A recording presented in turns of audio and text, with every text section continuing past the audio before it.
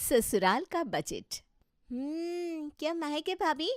क्या पका रही हो छुप छुप के कि पूरा घर महक रहा है? ये ताना था या तारीफ थी देवरानी जी? और दिख रहा है ना आपको मैं क्या पका रही हूँ। दिखेगा क्यों नहीं भाभी? ये आपका मूंग दाल का हलवा घी में जो तैर रहा है। वैसे आज किस खुशी में रसोई का सारा घी खत्म कर रही हो भाभी? कुछ हमारे लिए भी छोड़ दीजिएगा। अरे तुम्हारा सारा दिमाग मुझ पर नजर रखने और ताने मारने में ही लगता है क्या? भूल गई कल पापा जी बजट बनाने वाले हैं। उत्तरी मैं तो भूल ही गई थी भाभी कि कल पापा जी का बजट अनाउंस होगा और इसीलिए उनको खुश करने के लिए आप घी का हलवा बना रही हो। घी का नहीं, मूंग का हलवा। ये शालू कचालू भाभी तो बड़ी चालू निकली। मैं तो भूल ही गई थी कि कल पापा जी सबका बजट बनाएंगे। इस बार ज़रूर ये बहुत पैसे मांगने वाली है, तभी तो कैसे तन मन धन से हलवा बनाने में लगी हुई है। मुझे भी कुछ करना होगा। अच्छा भाभी आप हलवा बनाओ, मैं अभी आती हूँ। हाँ अरे तू कहाँ चली? रात के खाने की थोड़ी तैयारी कर ले आ। वो भाभी मैंने ना बाथरूम में कपड़े भिगोए हैं, बस वही सुखा कर आती हूँ, थोड़ी देर में ही आ जाऊंगी। मेरी सिखाई बिल्ली मुझे से म्याऊं। सब पता है तुम कहाँ जा रही हो देवरानी जी। अरे पापा जी मैं सोच रही थी सर्दियाँ आ रही हैं, आपके सारे गर्म कपड़े धोकर अंदर रख देती हूँ और गर्मियों के लिए निकाल कर सुखा देती हूँ। क्या बात है बहू, महीने के आखिर में तुम सब बहुत एक्टिव हो जाते हो। जी पापा जी, अब काम तो सब मुझे करने ही है घर के, तो अब चाहे जल्दी शुरुआत करूँ या देर से। चलो रुको, मैं कपड़े निकाल कर देता हूँ। अरे पापा आप कहाँ जा रहे हो? ये देखिए मैं आपके लिए कुछ लाई हूँ। अरे रानी बिटिया, ये क्या है? पापा हैंड वॉच है, वो भी ब्रांडेड, आपके लिए लाई हूँ, अपने पॉकेट मनी से पैसे बचाकर। अरे वाह, ये तो बहुत सुंदर है बिटिया। ला, इसे मैं पहन लेता हूँ। ये ननद जी भी ना बिल्कुल बिच्छू के डंक की तरह है। चाहे कुछ भी हो, हमेशा मेरे काम के समय ही पापा की परी बनने आ जाती है। अरे बहू, तुम अभी तक यहीं खड़ी हो। लाओ, मैं तुम्हें कपड़े देता हूँ धोने के लिए। ओहो, तो आजकल छोटी भाभी को भी पर निकला है, पापा की चापलूसी करने के लिए कपड़े धो रही हैं। ऐसे तो कभी एक रुमाल भी धोकर नहीं देती, पर देखो आज कैसे खड़ी है। ये लो बहू, 3 जैकेट, 2 स्वेटर, 6 पैंट, शर्ट, जुराबे, एक शॉल, 4 लोअर, टी शर्ट और ये कमरे की बेडशीट और पर्दे भी है, ये भी धो देना। हे भगवान, ये इतने कपड़े धोने हैं? ससुर जी ने तो मुझे ही धो डाला। ये सिर्फ पापा जी के ही कपड़े हैं या पूरे मोहल्ले के? मैं भी पागल हूँ जो कपड़े धुलने को आ गई। मुझे भी भाभी की तरह पापा जी के लिए कुछ अच्छा पका देना चाहिए था बस। नीलू को ढेर सारे कपड़े पकड़ाकर और नेहा की नई चमाचम घड़ी पहनकर किशोरी लाल जी तो चलते बने। तभी नेहा नीलू की हंसी उड़ाते हुए खिलखिलाकर बोली, अरे भाभी, अगर आप भी चालू भाभी मेरा मतलब है कि शालू भाभी की तरह थोड़ा सा दिमाग लगा लेती और समझ जाती कि इंसान के मन का रास्ता उसके पेट से होकर जाता है, तो आप भी पापा के लिए कुछ अच्छा खाने को बना देती, आपको यूँ धोबन बनने की ज़रूरत ना पड़ती। और आपका बजट इस बार पापा बढ़ाते थे, आपको यूँ धोबन बन के खुशामद नहीं करनी पड़ती। हाँ सूप बोले तो बोले, छलनी क्या बोले, जिसमें 172 छेद। खुशामद तो आप भी करिए ननद जी, ऐसे घड़ी तो आप भी कभी ना लाई पापा जी के लिए। दोनों ननद भाभी की आपस की तानाबाजी अभी चली रही थी कि बड़ा बेटा पिंटू किशोरी लाल जी को ढूंढते हुए आया। अरे नेहा, पापा कहाँ हैं? क्यों भैया, आप भी बटन लेकर आए हो क्या? बकवास बंद कर और चुपचाप बता पापा कहाँ हैं। जब देखो तब चिंगारी की तरह चिटकती रहती है। अरे क्या बात है भाई, यहीं हूँ, पेट हल्का करने गया था। सुबह से तुम सब घरवाले खाने पर खाना खिलाए जा रहे हो। पापा ये रामलाल मिष्ठान से आपके लिए आपकी पसंदीदा ठंडी ठंडी रसमलाई लाया हूँ, जिसे खाकर आपका दिलो दिमाग ठंडा हो जाएगा। अच्छा, क्या बात है, ये तो मुझे बहुत पसंद है। 5 तो खा ही लेता हूँ, फिर 10 लगे तो देखा जाएगा। अरे टेंशन नॉट पापा, आपका शिंटू आपके लिए पोलो की चाट और दस्त की दवाई साथ लाया है, अब तो जी भर के खाइए। तो भाई कल किशोरी लाल जी पूरे महीने का बजट बनाकर सभी घर वालों को उनके उनके हिस्से का पैसा देने वाले थे। सभी घर वालों ने अपने अपने खर्चों की लंबी लिस्ट पहले ही बना ली थी और सभी आज सुबह से ही किशोरी लाल जी की खुशामद करने में लगे थे। पापा जी, ये आपका मूंग की दाल का हलवा। अरे वाह भाई, मैं तो इसी का इंतज़ार कर रहा था। अब इसे खाकर चैन की नींद सोऊंगा, वैसे भी कल बहुत काम है। अरे जी, ऐसे कैसे सोने चल दिए? पूरा दिन घर से दुकान, दुकान से घर, आप कितना थक जाते हैं। लाइए, मैं आपके पैरों में मालिश कर देती हूँ, थोड़ा आराम मिल जाएगा तो मीठी नींद आएगी। मीठा तो आज बहुत हो गया श्रीमती जी, चलो थोड़ा और सही। फिर क्या, ससुर जी के बेड पर जाती ही उनकी श्रीमती चंदा देवी जी पैर पकड़ के बैठ गई। छोटा बेटा शिंटू भी मौके की नज़ाकत समझते हुए उनका सिर पकड़ कर बैठ गया। सबकी चापलूसी समझ रहा हूँ, ये श्रीमती जी ऐसे तो कभी सीधे मुंह बात नहीं करती, बोलती ऐसा है कि आवाज़ से डंडा मार रही हो, पर आज देखो कैसे पैर दबा रही है। जी मैं क्या कह रही थी, आप कभी कभी ना मुझसे बहुत नाराज़ हो जाते हैं कि मैं आपकी बात नहीं मानती। आज से मैं आपकी सारी बात मानूंगी। मैंने आज प्रेमानंद जी के प्रवचन में सुना कि पति की हर बात में हामी भरना ही पत्नी का पहला और आखिरी कर्तव्य है, और पति के चरणों में ही पत्नी का स्वर्ग होता है। झूठ बोल रही हो मम्मी आप। सुबह से तो आप सुमन आंटी के घर पार्टी में बिजी हो, टीवी में सिर्फ आप सास बहू का डेली एपिसोड देखती हो, फ़ोन पर आप सिर्फ खट्टी मीठी कहानियाँ सुनती हो, फिर ये प्रवचन आपने कब सुन लिए? अरे चुप कर तू, तुझसे पूछा किसी ने जो इतना बता रहा है। कुछ नहीं मम्मी, मैं तो बस पापा को धोखे से बचा रहा हूँ। चल जा अपना काम कर, बड़ा आया पापा वाला। वैसे वाकई क्या बात है श्रीमती जी, आज कुछ ज़्यादा ही ज्ञान की बातें नहीं कर ली आपने। अब क्या करूँ, वक्त आने पर गधे को भी बाप बनाना पड़ता है। क्या कहा? मेरा मतलब है वक्त वक्त पर सब सुनना चाहिए, ये धार्मिक चैनल भी सुननी चाहिए ना। पापा मुझे तो लगा मम्मी आपको गधा बोल रही है। खैर पापा, मैं आपके लिए बादाम का दूध लाई हूँ, प्लीज़ पी लेना, मैंने खुद बनाया है। पूरा दिन किशोरी लाल जी की सभी घर वालों ने खूब सेवा की। किशोरी लाल जी को तो खूब मीठी नींद आई। अगली सुबह, पापा इस महीने मुझे ज़्यादा पैसों की ज़रूरत है, 20,000 में कुछ नहीं हो रहा, बच्चों की फ़ीस ही 1,000 रुपया और बढ़ गई है। बच्चों की फीस बढ़ गई है तो तुम अपने खर्चों पर कंट्रोल करो। पापा मैं खर्चा ही क्या करता हूँ, जो है सब आपको पता है।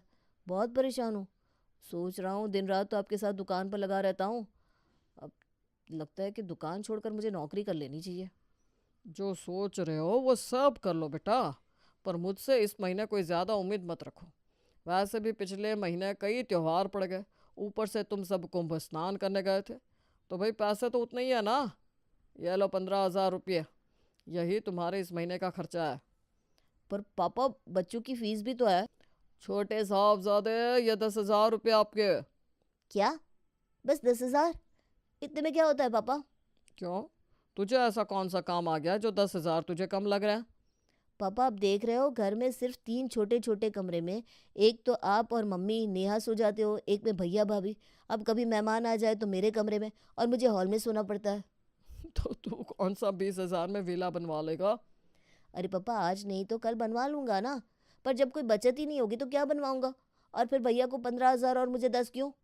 अरे बच्चे तेरे हैं नहीं, खाना तू घर पर खाएगा तो फिर दवा दारू से 10 बहुत है। चलो बड़ी बहू, ये 20,000 रसोई के, इसमें मेहमानों की आओ भगत से लेकर तुम लोगों की चाट टिक्किया भी है, इसमें मौज करो। क्या पापा जी, बेकरी चले जाओ तो 5-6 हज़ार का तो बस नमकीन बिस्किट आ जाता है, फिर इसमें मैं क्या ही राशन लाऊं और क्या ही सब्जी। और वैसे भी राशन, सब्जी और गैस सिलेंडर के दाम तो आसमान छू रहे हैं।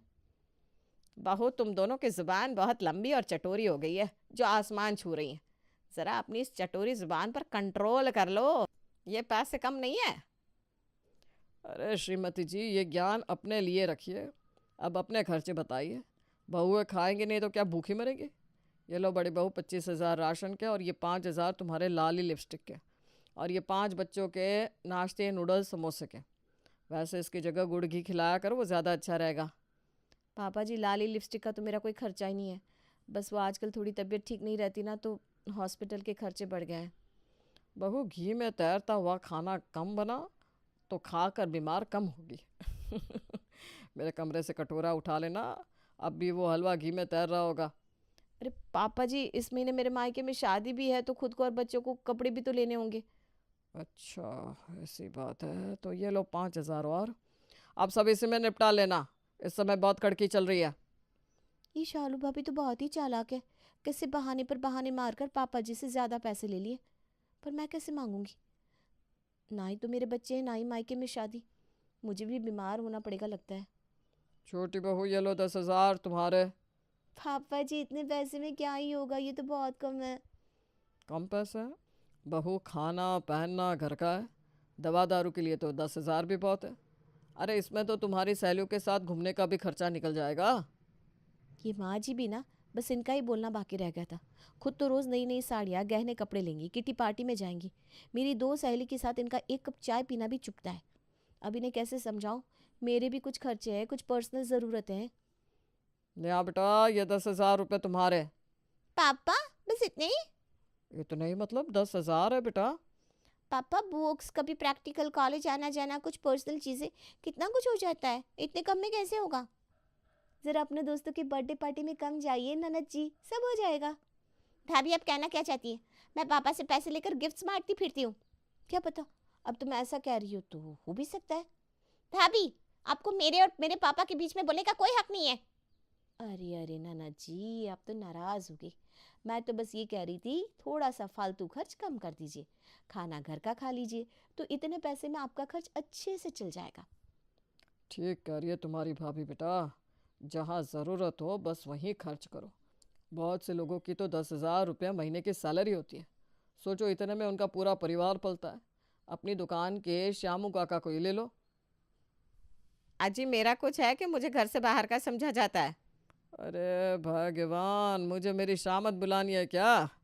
ये लो 5,000 रुपये आपके। क्या? बस 5,000? बहुओं के 15,000 और मेरे बस 5? ए जी पूजा पाठ का सामान, मेरी बीपी की दवाइयाँ, ये सब कैसे आएगा इतने में? 5 नहीं 7 है हम दोनों के, जिसमें 2,000 भाई मेरे भी है, जिसमें दुकान तक आने जाने का खर्च और चाय पाने का ऊपरी खर्च। पर मैं इस महीने शिवरात्रि पर सत्संग कराने का भी सोच रही थी, इतने में कहाँ कुछ हो पाएगा। सत्संग कराओ या भंडारा, मेरे बनाए बजट में मुझे जितना जिसे देना था वो सब मैंने दे दिया। सेवा समाप्त। पिंटू और शिंटू, तुम दोनों टाइम से दुकान पर चले जाना। वो पापा, आज मैं बच्चों के स्कूल जा रहा हूँ, पेरेंट्स मीटिंग है ना, मैं कुछ देर से दुकान पहुँचूँगा। इतना कहकर समय के पाबंद किशोरी लाल जी ने अपना थैला उठाया और लंबे डग चल दिए दुकान की तरफ। वहीं दूसरी तरफ पिंटू चला गया बच्चों के स्कूल और नेहा अपने कॉलेज। सर आपकी बच्चे चीनू मीनू कभी भी अपना होमवर्क कंप्लीट करके नहीं लाते और पढ़ने में एकदम बुद्धू है। ओह मैडम, ऐसा क्या? यस ऐसा ही है। घर पर इनकी पढ़ाई लिखाई पर ध्यान दीजिए, हो सके तो ट्यूशन लगवा दीजिए। जी मैडम, बिल्कुल जी। शाम के समय, क्या बात है भैया, इतनी सोच में दुखी क्यों बैठे हैं? कुछ आफत आ गई है क्या? ससुराल वालों ने फिर से उधार मांग लिया क्या? अरे नहीं नहीं, चीनू मीनू की टीचर आज शिकायत कर रही थी कि पढ़ाई बिल्कुल नहीं करते बच्चे, इनका ट्यूशन लगवा दो। अरे कहाँ से लगवा दूँ, गिने चुने पैसे दिए पापा ने, ऊपर से मेरी बाइक भी ख़राब है, उसको भी ठीक कराने का 4,000 का खर्चा अलग से। ऐसे ही हो गया, पापा के दिए 8,000, तो अब बाकी का मैं पूरा महीना क्या ही करूँगा समझ में नहीं आ रहा। अगर अभी जाकर उनको ये बात बोलूँ तो कहेंगे अपनी फटफटिया बेच दे और साइकिल से चला जा, शरीर भी फिट रहेगा। यही है ना भैया, जब से शादी हुई नीलू को एक भी बार कहीं घुमाने नहीं ले गया। पापा इतना टाइट बजट देते हैं जिसमें हाथ की मुट्ठी बंद सी जाती है। ज़रूरी खर्च भी बड़ी मुश्किल से निकलते हैं। घूमने जाने का मतलब 30,000 रुपये तो कम से कम होने चाहिए। यूँ ठन ठन गोपाल बने घूमना भी तो अच्छा लगता है क्या? रोज़ कलेश करती है नीलू, ये घूमने गए वो घूमने गए, पर मैं क्या करूं भैया, पैसे ही नहीं बचते। लगता है ज़िंदगी में कभी कुछ कर नहीं पाएंगे। जाने कब से पापा से कह रहा हूँ ये दुकान नहीं चल रही, इसे बेचकर शहर में ले लेते हैं, पर पापा ना फेविकॉल की तरह चिपक से गए इस दुकान से, जो इनका ये छोड़ने का मन ही नहीं करता। भैया मेरा एक दोस्त है रवि, चाय और मैगी की दुकान लगाता है शहर में। हमारे कपड़े की दुकान से ज़्यादा आमदनी है उसकी महीने की। अभी दोनों भाई अपना अपना दुखड़ा रो रहे थे कि बहन नेहा भी कॉलेज से पैर पटकते हुए आ गई। क्या बात है बहना, इतने गुस्से में कैसे? किसी सहेली के बाल नोच आई है क्या? नोचवा आई है? भैया हर टाइम मजाक अच्छा नहीं लगता, आपको दिख नहीं रहा मैं कितने टेंशन में हूँ? अरे वही तो हम पूछ रहे हैं, क्या बात हो गई जो तेरा पारा इतना हाई है? सभी दोस्त कॉलेज से ट्रिप पर जा रहे, बस मुझे छोड़कर।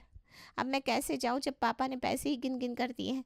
अब इतने कम पैसे में मैं कॉलेज का खर्चा मैनेज करूँ या खुद के कपड़े या बुक्स, कभी ये कभी वो, कैसे मैनेज करूँ? सही कह रही हो नाना जी, कहने को तो मुझे सबसे ज़्यादा पैसे मिले हैं, पर गृहस्थी जो चलाए वही जाने। आए दिन कोई ना कोई मेहमान आ जाता है, उसका खर्च अलग से होता है, तो कटता तो हमारे से ही। आप तो बस ये कह लो अपना मुंह पेट काट काट कर मैं इतने कम पैसों में रसोई चला रही हूँ। बच्चे आए दिन कुछ न कुछ खाने पहनने की जिद करते हैं, बहुत ही दिक्कत होती है। पर क्या करूँ, कोई मुझसे भी पूछे तो बताऊँ कि कितनी दिक्कत होती है पापा जी के बनाए बजट से। भाभी मैं तो बस बदनाम हो के सहेलियों के साथ घूमती हूँ। अरे आजकल होता ही क्या है, 10,000 रुपये में 5,000 से नीचे तो ढंग की साड़ी तक नहीं आती। और मैं सहेलियों के संग जाती ज़रूर हूँ, पर कभी खुद के पैसों में से एक पिज्ज़ा तक नहीं खाया। सब ज़रूरी कामों में खर्च हो जाते हैं। भैया अब बहुत हो गया। मुझे अब ऐसा लगता है कि हमें अब पिताजी के सामने अपना मुंह खोलना ही पड़ेगा। उनको बोलना पड़ेगा कि ओस चाटे प्याज नहीं जाती, हमारा बंटवारा करके हमें हमारे हिस्से के पैसे दे दे, हम अपना अपना अलग करके खा लेंगे। हाँ छोटे, पापा बंटवारे के जो पैसे देंगे कुछ इधर उधर उधार लेकर शहर में दुकान डालूंगा, तभी कुछ पार पड़ेगी, वरना नहीं। ये सब हो जाए भैया तो ज़रा राखी के बंधन को भी निभा देना। हाँ हाँ, क्यों नहीं बहना। तो चलिए जी, अभी चलकर हम सब आज पापा जी से साफ साफ शब्दों में बात करते हैं।